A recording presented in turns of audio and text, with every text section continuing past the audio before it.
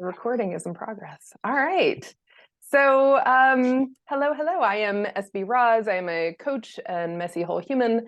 And this is Chloe Johnson and Cam Terry joining me and Kora, of course, um, joining me for another all up in it conversation, 35-ish minutes of reporting from the complicated, exhilarating midst of learning.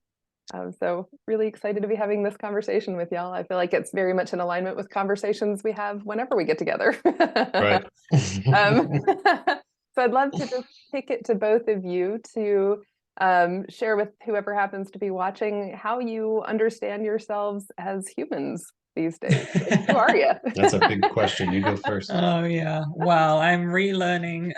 She's 8 weeks old, so everything I thought I knew, I'm discovering a lot more about myself in the past 8 weeks. It's quite the transition. But some things I think that make me who I am. I grew up in England. I grew up in the countryside. Moved around quite a bit. I was born in Wales and then lived in England and then moved to Colorado when I was 12. I moved back to England, came back again to Colorado, went to school there, went to college, met Cam, went to Canada, came to Virginia. So definitely a lot of moving around. I went to school for photography originally. Just picking something and going to school, and I probably should have thought about it a bit harder, but it worked out. I went for a little while and then switched after doing some volunteer work with kids to work with youth. So I got a degree in human services. So that's been a big part of my journey is working under some really great mentors, having some really great professors, learning about working with young people. And I kind of worked my way up from like second grade all the way to most recently teenagers. And then on the side of that, always working in bars and restaurants and things like that to pay the bills, because working with young people doesn't always pay the bills. So yeah, that's how I grew up. That's the kind of work that I've done. And aside from that, I like music, I like dancing, I like nature, going on hikes, things like that.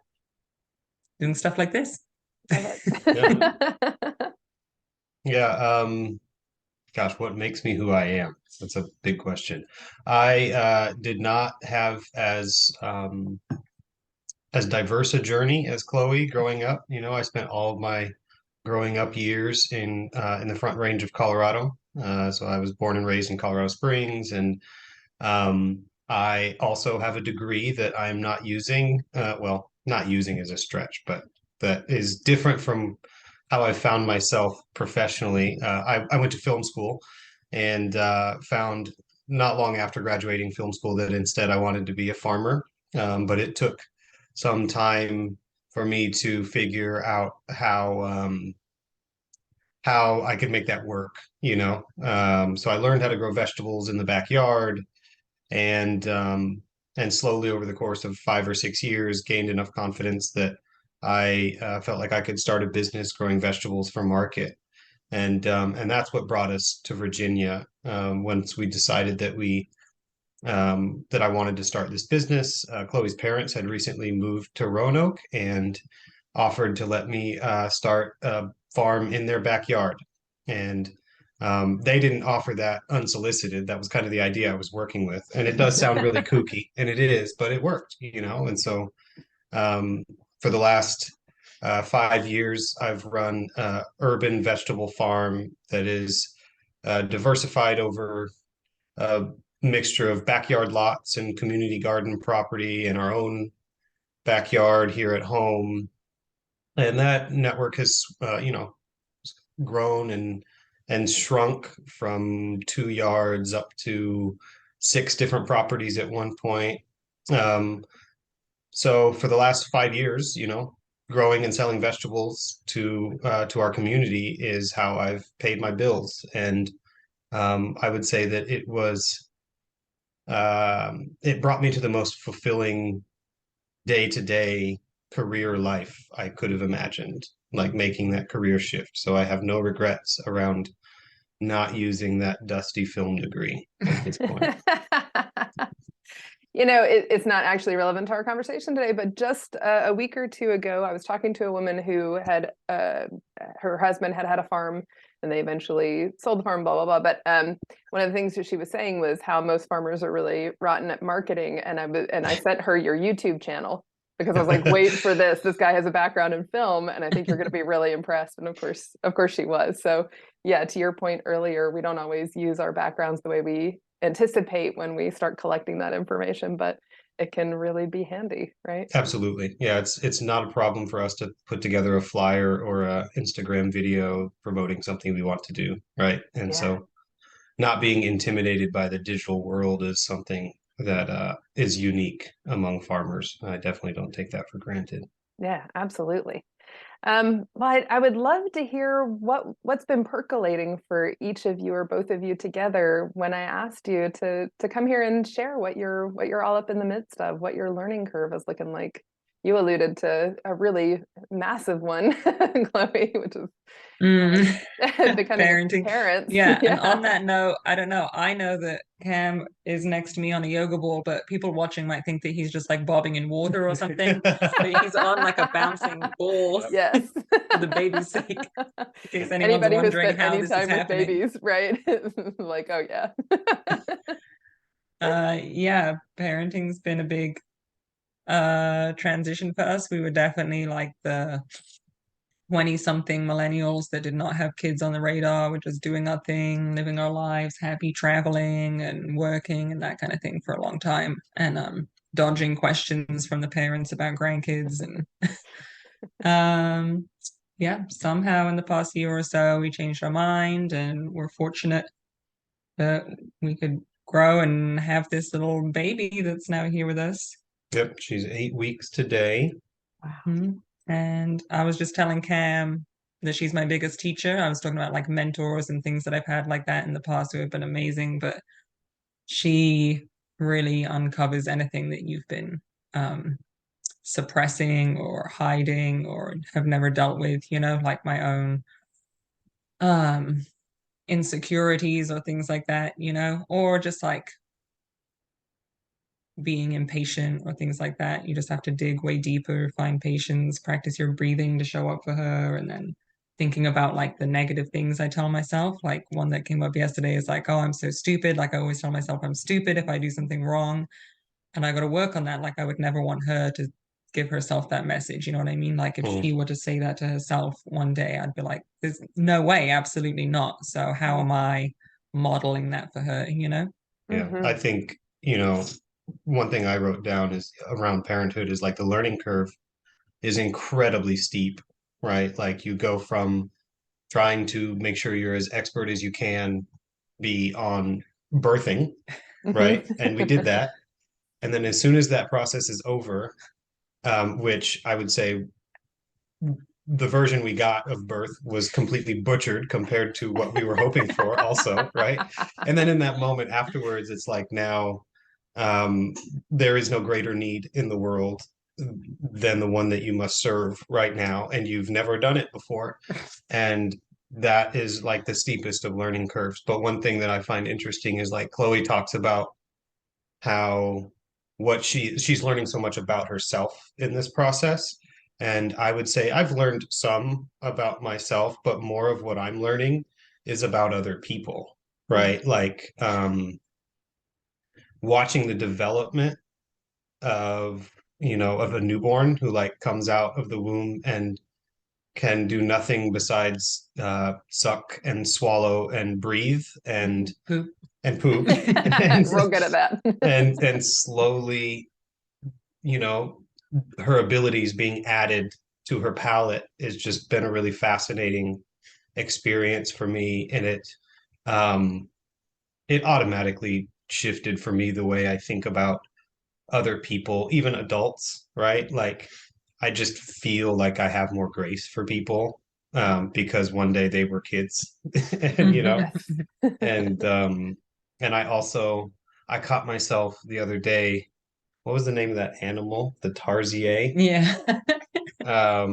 There's a primate, 5-inch tall primate in the Amazon. Wow. Called a tarsier. that I saw images of, and I started making all these like noises that I've never made before when looking at animals, like, It was oh, it was just with like, this little animal. I was just blown away by how Well, you adorable. were holding her at the It's same time, true. reading this book to her, and just amazed. Yeah. So like it's definitely immediately like softened my soul. But I think that a lot of the like conscious learning I'm doing is more about everybody else. I guess also me, but like just kind of observations you make of other people. Um, it all started somewhere, and having an intimate relationship with where it all starts changes your perspective. Yeah, and I think an interesting thing about how we even got to the place where we wanted to be parents was that we ended up in this local food community and growing food and seeing other people with kids and seeing their kids grow up on the farms and things like that, and how it's all like integrated and feeling like you're part of a village and things like that is like, I don't know Yeah. if we would have been so fond of the idea living in a different situation. So it all kind of melds together, you know? Yeah, and we're not going to have like this farm baby running around hundreds of acres out in the world, like by herself. That's not our farming situation. But I think that growing up in a household where she has relationship with people who are closely tied to the land is just like a really grounding place to start trying to grow a human from. And I did not have any excitement around parenting before we had that level of grounding in our sights. Teresa and I were just talking about that this morning, what an unusual upbringing she has for this age, right? Not only Yeah. that she is going to have this incredible connection with the land in an urban setting, right? Like that by itself is extraordinary enough, but so many people, just because of how flexible we are geographically, right? They aren't raised with extended family right there. And you two are like ate up with extended family. Like she is just surrounded by family and love, and then around that is another layer of sort of family of choice that you two have been creating since you came to Roanoke. It's really unusual in my experience. Do you two find that to be the case? Yeah, I mean, and would not have considered becoming a parent without having family nearby. I just can't imagine it. Like I don't know how people do that or want to do that. Like we didn't have written agreements with my parents, but like it was very much understood when we mentioned grandkids, they were going to sell their house and move to Virginia. Like that was very much the way things went. And they were here. They moved to Virginia in April. And so had some time to kind of put down a few of their own roots and make some relationships and make home. And now they're here hanging out with us in Kora at least 3 or 4 days a week. And that's pretty cool. So I want to open the door if y'all want to walk through it to Lick Run as well, because that's another huge learning curve that you're definitely all up in, or at least it looks like it from the outside, right? It's like it is. When I started the backyard farm, I knew from day one that I wouldn't want to like farm yards forever. I knew that the relationships would be challenging and that it would be hard to expand past myself because you don't ever know like exactly where you're going to be from day to day, and you just don't have the type of stability that you need to bring in additional people. Like I was washing vegetables at my in-laws' house on every Friday night, and it was just like really weird to think about asking somebody to come and to work in that setting and be comfortable walking upstairs to use the bathroom and all that kind of stuff. So I would say that we always knew that if farming was going to be more than a 5-year thing for me, that we would have to find a way to like jump from yards to something more permanent. And we didn't really have a great way to do that for the same reason we didn't in the first place, which is, land is incredibly expensive, specifically land that is suitable for vegetable production. That is, it's flat and exposed to sun and drains well. is really expensive, and um, almost all farmers who are on land that they own, it's because they inherit it from their parents who were probably also farmers, right? And we didn't have that. And so we started to kind of be in conversations a couple of years into farming backyards around like what sort of ownership situation could we get into that didn't leverage the farm for $250,000. And that's like the goal that we were going for. And we learned about the agrarian commons through one of our farmers market friends. She actually works on staff at the Agrarian Trust, which is a 501c3 land trust. And what they have done is they have created localized chapters of what they call agrarian commons. So there are 5 or 6 or 7 people who serve on these local boards, and they are charged with generating land deals to put young and otherwise marginalized farmers on land at a rate that's affordable for them. So the land would be owned in community, and then that farmer's business would be offered a long-term equitable lease to grow food on that land for their community. And that, like immediately solves all my problems. Like I don't care about who owns the land. And in fact, especially in an urban setting, I think it's best if the community owns the land and can therefore have some sway in how the land is treated and what is being grown and that sort of thing. I just want to make sure I'm not able to be kicked off, right? That's the goal. So we entered into a partnership with Agrarian Commons and started seeking land. We looked at properties all over the place. We looked in Floyd County, Craig County, Montgomery County, Botetourt, Bedford. And the longer the search went on, the clearer it became that this farm should stay urban if at all possible. Like this is where we have the chance of making real social impact the easiest, like the path of least resistance to social impact is here in the city. And I was working at Boys and Girls Club, Mhm. and so like something we were thinking about in preparation for this is like even before we moved to Roanoke, how our two interests could kind of merge. So it was hard to think about Yeah. moving out of the city when I'd been building up, my own relationships and working with youth here in the city. Yeah. So Lick Run had been on our radar a long time. Some of the relationships involved were really challenging and kind of made us turn away from that option a few times. But every time we kind of came back to the table with new energy and different ideas, and eventually we were able to land in a place where the previous owner felt like he was being compensated equitably, and we were able to sign a lease to get on the land immediately, and then pending a land transfer permanently, right? So we farmed at Lick Run Farm last year. The entire property is 3.5 acres. It's in the heart of Northwest Roanoke at the corner of 10th and Andrews. And we grew on a very, very small part of that property last year. I think we had 40 vegetable beds in rotation last year.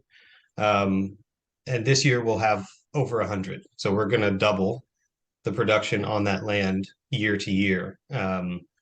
And all the while we're still raising the money to pay for it, but we're just kind of farming on faith. And it's amazing how many people have kind of come to the table to help with work there, and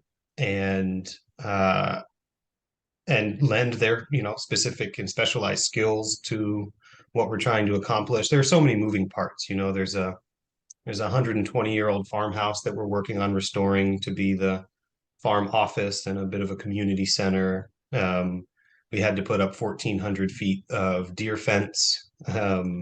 We've put up a greenhouse and prepared vegetable ground for next year. We've put in 12 or 15 fruit trees already and have anticipation for a lot more.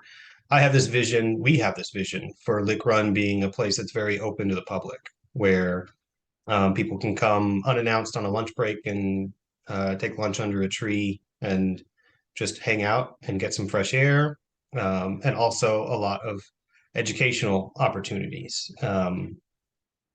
Horticulture. Go ahead. Go ahead. Yeah, could I jump in for a sec? Because I love all of this. And oh my gosh, there's so much more about Lick Run than could fit into 2 hours of conversation, right? And you know, as I've watched you all like traverse this project, you know, I've known y'all for a little while now, right? And it's you're doing things that just chill my spine. Like I've worked so hard in my life to stay sort of location independent and to stay away from brick and mortar and to sort of Mhm. keep my overhead low. Like it's really been my businesses have been shaped around these ideas, and you two do Mhm. exactly the opposite. Mhm. And I just wonder, like, has it been terrifying at any point? Yeah, at many points, you know, and still occasionally, um, but we're very well supported. Um, and and that's not just, you know, financially. We've got some grant funding that makes a lot of the pieces fit together a lot easier for us, but also like from a mentorship standpoint, like I feel like we've gotten really excellent advice from the extension office and local food players to try to, you know, make sure we're doing everything as efficiently as possible and only doing it once, right? Um, you know, so like while I'm leading a lot of the work, so much of what I've been doing, especially in this off season, as we're trying to work on infrastructure and stuff like that, it's a lot of delegation and just like trusting people to, you know, follow directions and be observant and to do, you know, and if somebody else is able to do 85% as good a job as I would if I did it myself, then letting that be okay, you know, in the times when that makes sense. Yeah. And how is that for you, Chloe? Another thing that you've got going on is really sort of a career shift, it seems like. Like, is that a way to say it? Yeah, I would say. Yeah, so I mentioned that we wanted to figure out a way to merge our interests and our skills. And it seems like, yeah, being at Lick Run kind of gives us the opportunity to do that. He has security, to do the farming, and then that gives us a place. I've thought for a long time about opening, like a mobile tea shop, that centers around, well, it's kind of in two parts. One is just like affordable, quick, on the go, you know, tea, toast. That's what I grew up on in England, like just the basics. And especially where the farm is on a busy street. There's people walking, driving all the time. Like I like the idea that there's something just simple and accessible for people that just want to grab something. But then in addition to that, having like tea mocktails and events that I can do off site. You know, I grew up with a lot of alcoholism in my family and had my own struggles with alcohol and spent a year sober to change my life around, and it really did. And during that time, I just felt like everything, all celebration, everything is centered around alcohol. And um, I want to come up with some, just another space and some other ways that people can celebrate and have fun that's just not around that anymore. So, you know, offering some things on site. I'm picturing a trailer right there at the farm, and then having the ability to pop up with like a tent and whatnot at festivals or events and things like that, with more of like the, yeah, the mocktails and fancy drinks and things like that. Um, so that kind of leans on my service background, but then I want to bring in some youth to work and give them a good first time job opportunity. You know, it's nothing major, it's like part-time work, but hopefully with my background, it's like a great starting point. You know, they get real mentorship, and I can connect them to other things, and it's just like a good place for them to start off, is my hope. Nice. Yeah, you two have really, it seems like, been very intentional to integrate young people into the project wherever you could. Is that? Well, you know, at first I did it kind of because Chloe kind of wanted me to, right? Like I would say that I was kind of dragged kicking and screaming into being a teacher of young people in this space. And she's not the only one who dragged, but like other situations with my farming career, like when you're farming in the city, then teachers learn that you're doing this and they want their kids to come and see. And so I led a lot of field trips at one of the other gardens that I run and stuff like that. And um, it was just kind of undeniable how important this work is. Like these city kids have no chance to learn horticulture or to see agriculture as a viable career path. And even if we only get to do, internships with 4 or 6 kids at a time, we are at least providing some outlet for kids who show interest in that space. And one thing I think that's really cool about being able to offer like the mobile food, prepared food option there on site is that we have the opportunity to to show a kid from seed to plate the entire picture of how this can be a profitable business, right? And so that's just an opportunity that most farm education facilities do not have, Pretty radical these days. Right. Right? So that's something I'm really excited about. Yeah, I love it. Well, so what are some of the tools, internal, external, whatever? What are some of the tools that have been relevant during this time of big change? Our village, I Yeah, we think depend on a lot of people. definitely with having a kid, but then also running a business, I feel like, yeah, we have our family and then, like you said, extended supports, chosen family, things like that outside. We couldn't do any of this alone, nor would we want to, I don't think. Yeah, absolutely. I think that the two like guiding lights for Chloe and Maya's relationship, we've been together, what, almost 8 years now. Clear communication, in which rarely are you allowed to be offended, kind of the way it is, right? Like, okay, yeah, I said something that's a little off color, but we're not trying to hurt each other and understand the meaning behind it.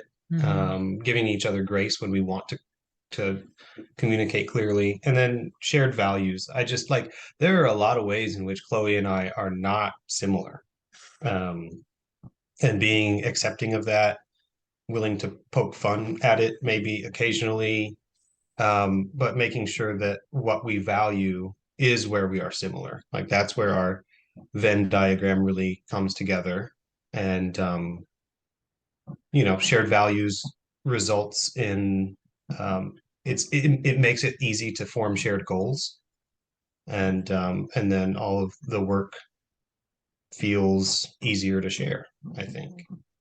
And one thing, like very specific, I was thinking about in preparation for this for a tool like that got us on this track here is volunteering through a program called WOOF, Worldwide Opportunities on Organic Farms. And just since there's going to be people watching, like you never know what that could be a good fit for someone else, that you can go volunteer in exchange for room and board on so many different kinds of farms. Like we picked one that was like market gardening, but some people just go pick berries and, in sunny places and, treat it like a bit of a vacation. So that was a really good transition for us and just a really cool organization, and they're worldwide, obviously, as it's part of the name. Yeah, that was a big pivot point for us. And for me, it was like a bit of a proving ground. Like, is this something that makes sense to try to do for the next 20 or 30 years of my life? And for Chloe, like all she really wanted was a vacation. And so I got to kind of plan this trip around like going to the farms that I knew I could try to learn the most from. And it completely changed the trajectory of our lives. And I would say that could happen even if your goal is not to start a farm after you go woofing. I just think it can be a really enriching experience to go and work with people from all over the world. Yeah, we worked with people from Switzerland, from France, yeah, Germany. Yeah. So yeah, I just yes, it's a low cost way to travel, but also can be really fulfilling if you have some goals that you want to try to achieve while you're on the road.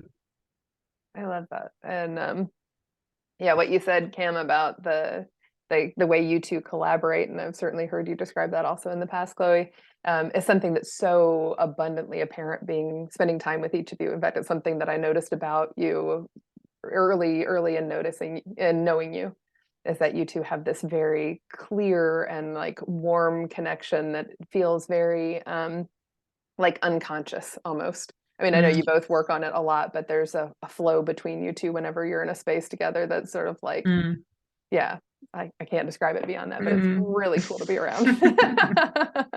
Yeah, and some of that just develops over time. And I think early on it took a few like very deliberate conversations. But I would say that like there are some people who would say you shouldn't work with your spouse, that you should separate those worlds because it's messy. What I found is it has not been messy for us. And maybe we're just kind of at the precipice of really jumping in with both feet together, but messy is not the way I would describe it.